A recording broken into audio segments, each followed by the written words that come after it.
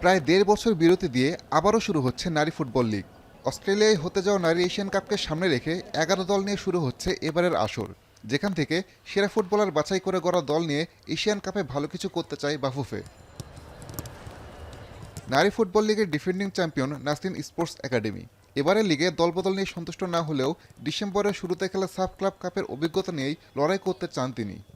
দল বদলে আমি খুব একটা ভালো করতে পারিনি, কারণ আমি সাফ ক্লাব কাপ চ্যাম্পিয়নশিপ খেলার জন্য নেপালে ছিলাম। তো ওখান থেকে এসে মাত্র 5 দিন সময় পেয়েছি দল বদলের।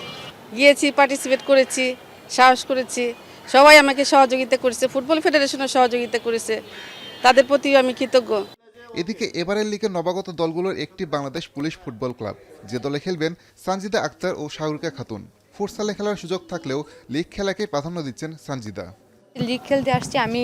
আপনারা জানেন যে আমাদের বাকি সব প্লেয়ার ফুটসাল খেলতে গেছে, তো আমাকে ওখান থেকে ইনভাইট করা হয়েছিল, আমি যাই নাই, কারণ আমি লিগ খেলবো এর জন্য। সো এখন পুলিশের হয়ে খেলতে আসছি, চেষ্টা করব আমরা আমাদের বেস্টটা দেওয়ার জন্য।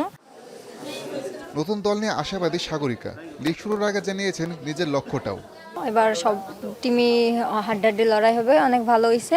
ব্যক্তিগত লক্ষ্য, আমি সামনেবার দেখছেন অনেকগুলো গোল করছি, তো আমার স্ট্রাইকার হিসাবে এটাই লক্ষ্য যে আমাকে বেশি বেশি করে গোল করতে হবে।